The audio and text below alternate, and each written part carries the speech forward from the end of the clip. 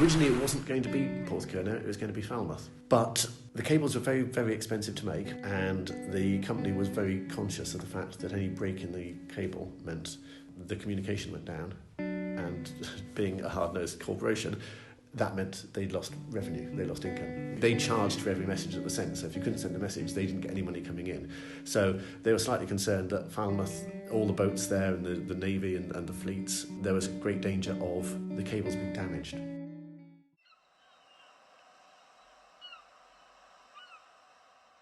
Porthcurno, which is a massively popular seaside village now, didn't exist before the telegraph station. There were no buildings in the valley. There's a cowshed in the valley, and that was it.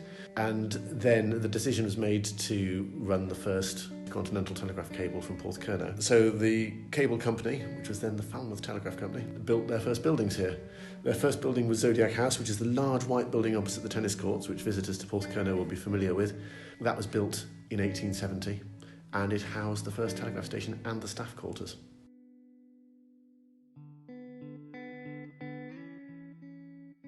Other buildings have sprung up since. The building you and I are sitting in now is Eastern House, which was the Zodiac House became just staff quarters, and Eastern House became the home of the telegraph station itself. That was built in 1904.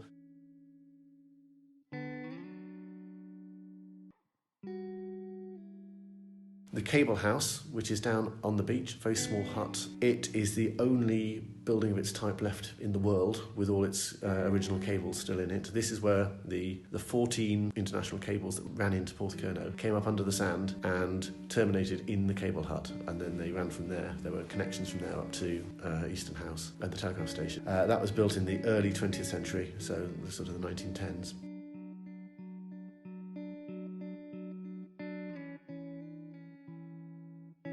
This museum has grown out of the old telegraph station, which was based here since 1870. It was the largest telegraph station in the UK and was running as a telegraph station, an active telegraph station, for 100 years. The telegraph station closed in 1970, but there was a large technical training college here which continued for another 23 years.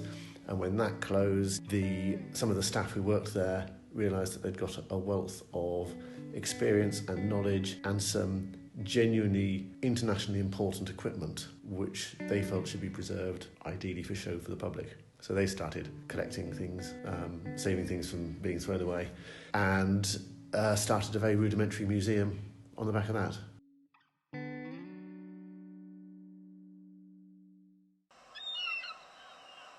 The beach at Porthcurno is not only a very, very beautiful beach, it's got quite unusual sand. It's extremely fine sand. It's actually made of crusted shell. So if you pick it up and rub it in your fingers, it's not sand at all. It's lots and lots of bits of shell. It shifts all the time. It has never been used for fishing. That's why Porthcurno was uninhabited prior to 1870. There's a cove. A mile to the east is Penberth. The west is Porthgwara. Both of those coves have been used for fishing forever. But because of the sand in Porthcurno, it shifts all the time, even almost between two tides. The beach will have a different profile, so it's never been used for fishing. It's also really deep sand, so it's absolutely brilliant for laying cables, burying cables. You know, the sand is quite often 20 feet deep, so you can get the cables right out of harm's way.